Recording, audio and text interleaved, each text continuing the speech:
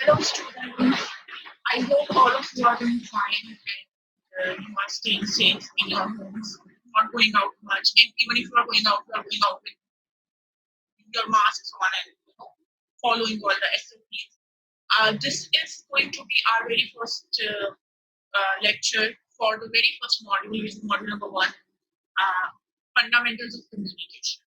So, as I have told you that I will be sending you links of few videos and in which I'll be explaining the major ideas. And of course, there are going to be certain readings as well that you will be seeing, you will be reading, and then if you have any questions, you can ask them during live sessions.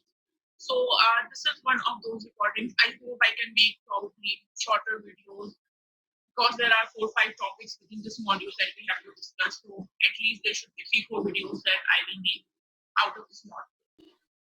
So this is module number one, which is fundamentals of communication. The topics that we are covering in this module are: number one is understanding communication. We will look at where the word stems from and what is the generic definition of communication. Then I'll tell you a few scholarly definitions of communication, what different scholars have talked about communication, including the linear model of communication. So that is the most basic model of how communication happens. So that will be discussed. Then we'll discuss the types of communication. There are different types of communication. We'll be discussing 5 types of communication. And of course, since we are media people, so ultimately we will be covering mass communication the most, and the characteristics as well as the functions of mass comm will be discussed in detail. One topic, which is history of communication, the reading has already been provided to all of you for that. So do read it. It's a very interesting article. It's a chapter from a book, but it's very interesting because it says history of communication from Aristotle to Obama. So they have tried to mention how communication has evolved and through different periods. So that reading is a must, and I have included a slide here as well that will tell you exactly what are the things that are covered in that reading. Let us start with the basic thing, which is from where this word communication has derived from. Okay, assessments are something that I'll tell you in the end. There are going to be 2 assessments, and the total module is for 20 marks. Okay, so understanding communication. First of all, communication is not a subject, or it's not something that you need to really think about that, oh God, what it is, what is this concept that we perhaps don't understand. Because all we are doing, all our life is just this one thing, which is communication.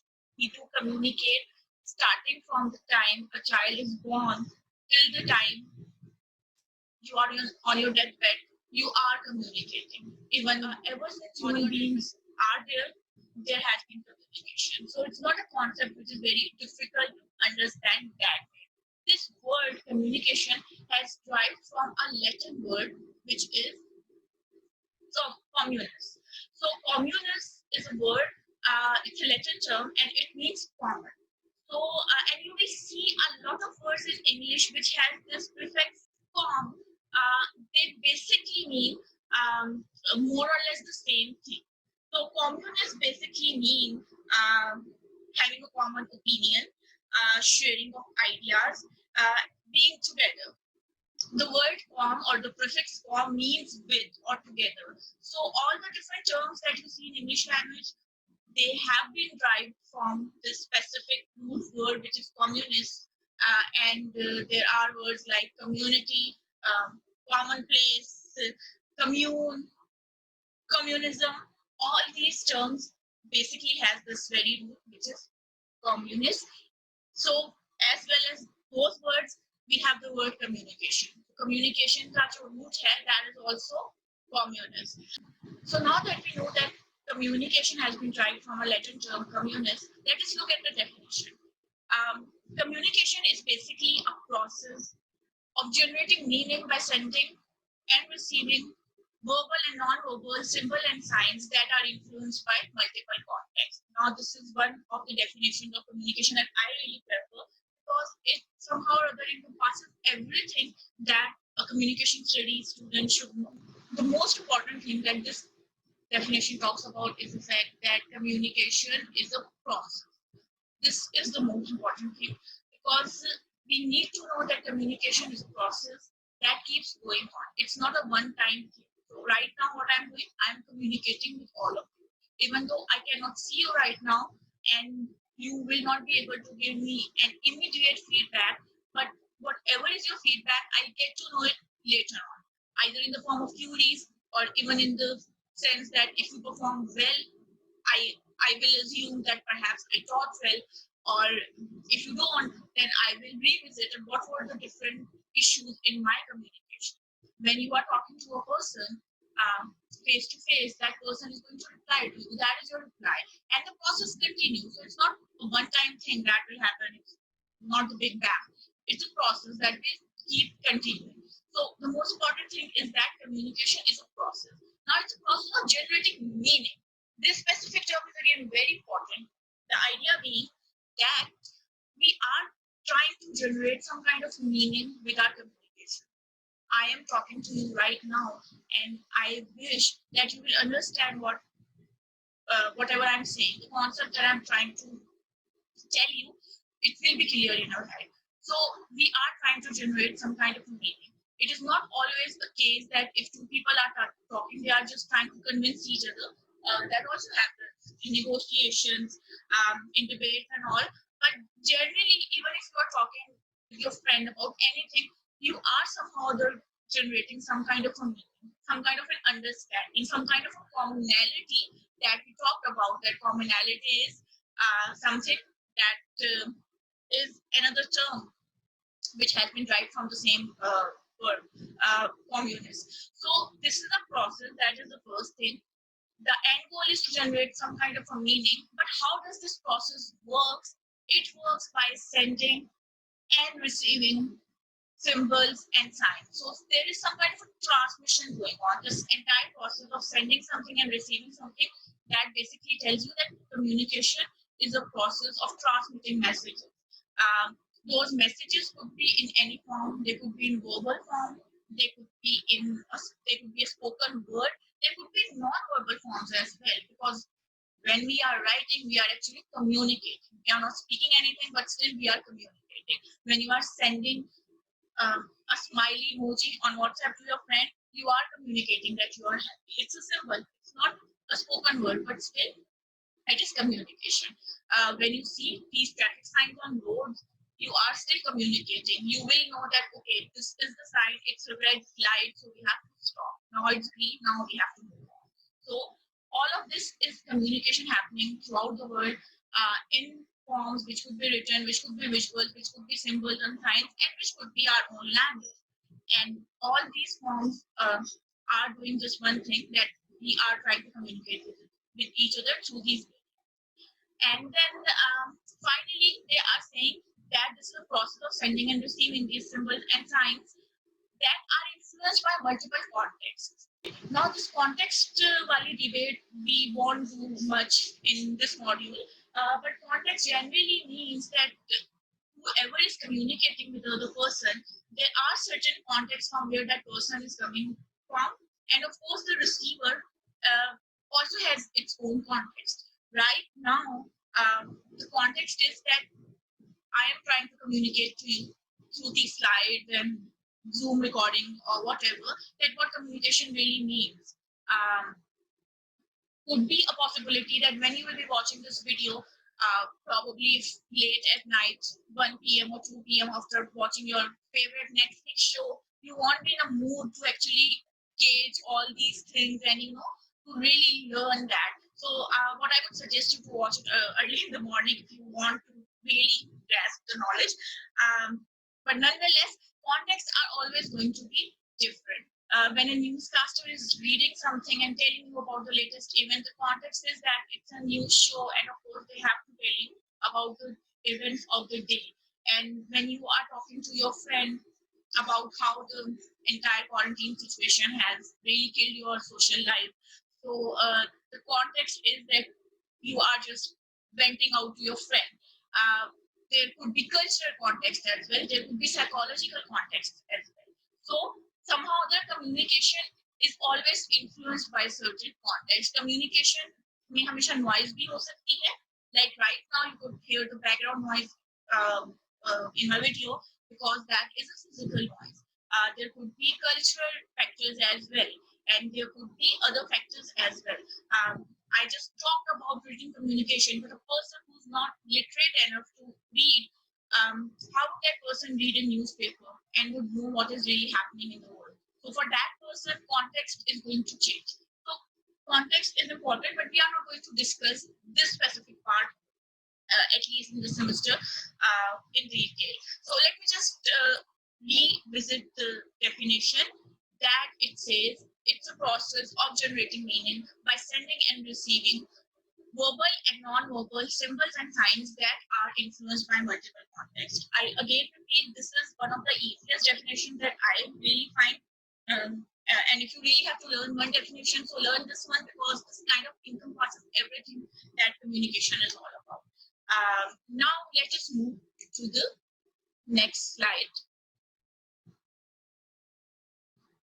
which is about history of communication. I have already sent you a reading about this, so you have to read that. But just to give you a brief idea of what that reading is all about, it basically talks about a timeline of how communication has evolved over the years and starts from the talking era at the time when human beings started to communicate with each other, and the language was not formed even then. So they used to communicate through different sounds. So you can, learn about that in that reading. Then came a time when manuscripts started, when we used to have these handwritten books and handwritten scriptures. And we also know that through different movies that we see that, how there used to be handwritten manuscripts at one point of time because printing press was not invented yet. Then next came in the printing era, the print era when printing press started. So we know that the Gutenberg started it, and then after it, how the entire focus shifted to publication of books, and of course magazines and newspapers came about, and communication prospered even further. Then came the audiovisual era, which you might think is not very recent, but it started just in the late early 19th century or the late 18th century. And in the audiovisual era, of course, we see that we have radio and we have television and other stuff. And then came about the internet era, the one that we are currently living in, which kind of changed everything. And internet era is again something internet started back in 1990s itself. So it's not something which has been there for long, but somehow the growth is really exponential. So this specific reading talks about all these things in a very brief manner. And then there's another part in the reading which talks about rhetoric and how different scholars, starting from Aristotle and other people, laid their emphasis on good public speaking and good communication skills, and how that has developed over the years. And hence the name of title of the reading is From Aristotle to Obama. And so the reading talks about that. And the last paragraph is about how this entire field of communication studies has evolved. Like when university started teaching this specific subject, how that has evolved. So it's a very interesting reading. I think around 5 to 6 pages, not very long. Do read it because it will give you a lot of context. If you want to further research about something, because I think the last era, which is the internet era, they have not talked about it much. So you can perhaps go on internet and search about it, even more that how the entire www World Wide Web started, and it changed everything for the humanity forever. So that is the reading that will give you a kind of context of what how communication has evolved over the years. Another thing, this reading may be a part of the quiz. So if you are thinking that just another reading material, you are not going to read that, that is not going to happen. So please do read it because there will be questions from the reading in the quiz. Okay, so let us move further. And now we will look at a few scholarly definitions of communication because it is important for us to see what scholars are saying about communication and how are they defining communication. So the first definition that we have is by Mirror, a very famous communication scholar, and he has a very simple definition of communication. He just says that communication means that information is passed from one place to another. So if an information is passed from point A to point B, that is communication. So that is a simpler definition. Another one says communication is a process of sending information, idea, emotion, ability, etc. by using symbols such as words, pictures, numbers. So again, this is a definition that somehow or other misses the part that communication can be also be verbal, just not the words and pictures and numbers. But then these are the scholars from the era gone by. So you might find something in all these definitions that are not complete. The third one says communication is a process where people, communicator, sending stimulus in purpose to change or to make behavior of other people. In this definition, what we know that the person who really starts the conversation and who sends out the message and who's communicating with the other is the communicator. So there are two people involved. One is communicator and the other one is the receiver. So that is kind of established here. And then another thing which has been established in this definition is that there is a purpose behind the process of communication, and the purpose is to change or to make the behavior of the other person. Then the last definition by Anderson says communication is a process by which we understand others and in turn endeavor to be understood by them. It is dynamic, constantly changing and shifting in response to the total situation. Now, this is again one of the definitions that I really like because he has not gone into the nitty-gritties of how it happens and all, but what he has talked about that the purpose of communication is that we are trying to understand each other. Because without talking to each other, without writing to each other, without even showing gestures to each other, we cannot really understand each other. And that takes us back to the word, the Latin term communis, which means commonality, which means common place, which means sharing. So again, that idea has been reinforced here by Anderson. These are a few scholarly definitions. I'm not saying that you should learn all of them, but at least learn the ones that you really like. Like the very first definition that I shared, that is very easy. So at least learn 2, 3 definitions that you really like. But I'm not going to ask any questions specific that who said what. But yes, one definition that is very easy. And if you can't learn that, then you cannot really learn anything because that is the easiest one, is this one. Okay, this is by Harold D. Laswell. Laswell is one of the most prominent communication scholars ever, and he says or he defines communication that communication basically is a process which explains who says what, in which channel, to whom, with what effect.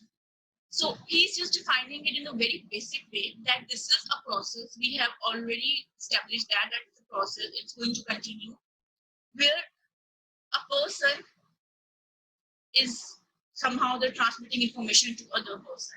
But in the process, all the actors he has kind of defined them, and all the factors he has included them in this definition. So he's saying, let me just show you the other one, that who says what, in which channel, to whom, with what effect.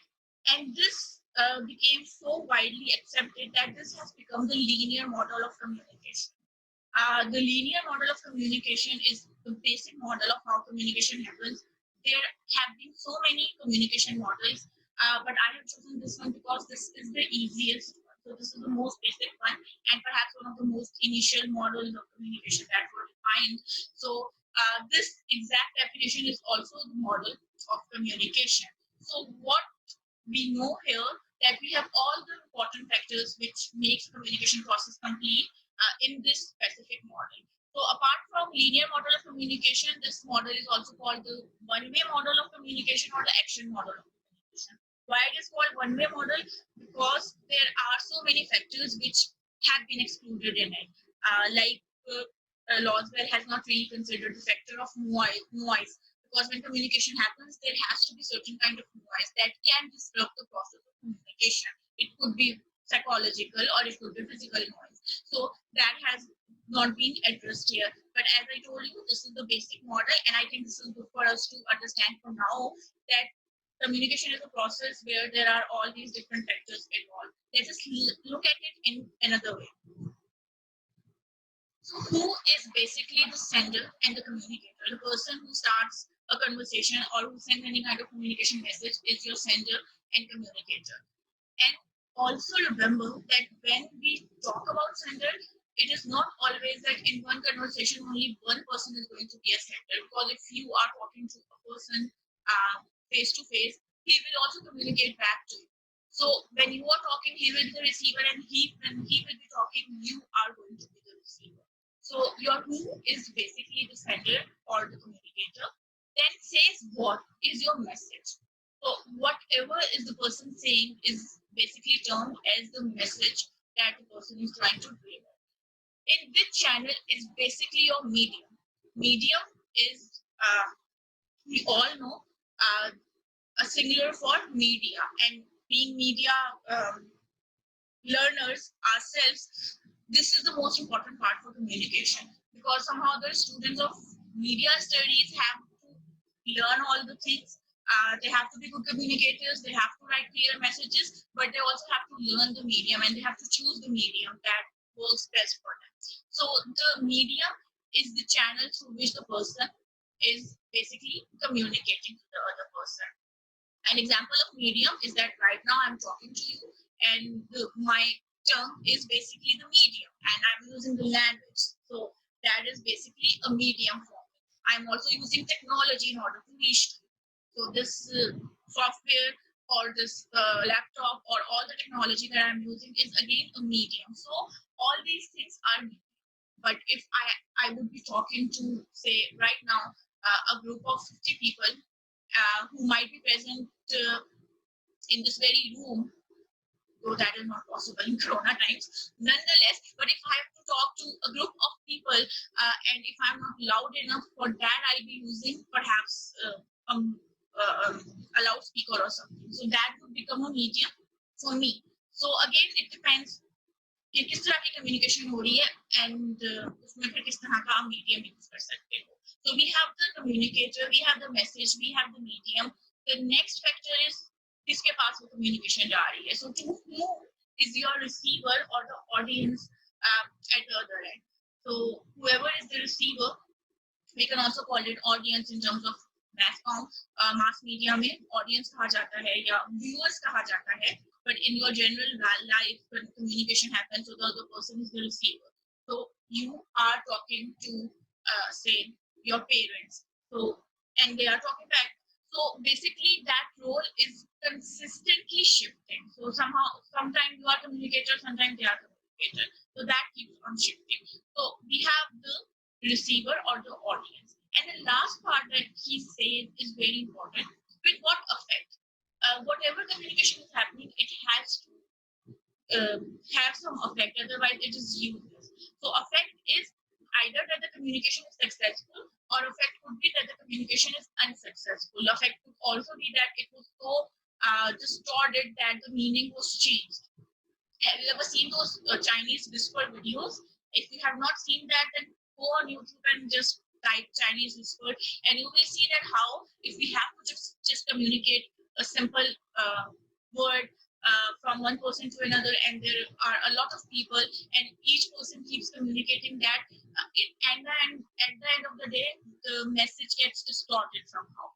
So effect is very important. Effect is generally known as the feedback, but not exactly that every message will get feedback. There might be certain messages that won't have any immediate feedback for that matter, but nonetheless, effect is always there.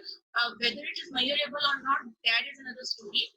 Also, this entire effect thing is basically an entire field of communication, which is effect study. So you can go on internet again and search about it, and you will see thousands of theories that talks about the effect of the media messages and all. So this is how the entire communication process works. So we have the center, we have the message, we have the medium, we have the audience, and finally their feedback. And since it's a process, it doesn't end there. It just keeps on going. So it's like a circle that keeps on going. So we have already established these things, that the Laswell said, who says what in which channel to whom with what effect. Here, your who is communicator says what is your message, in which channel is your medium, to whom is the receiver, and with what effect is basically the effect or the feedback. So I think by now, after reinforcing this a couple of times, you might have learned it. If you have not, then please learn it because it's the easiest model. For the next part, we will have another video in which I'll tell you about types of communication.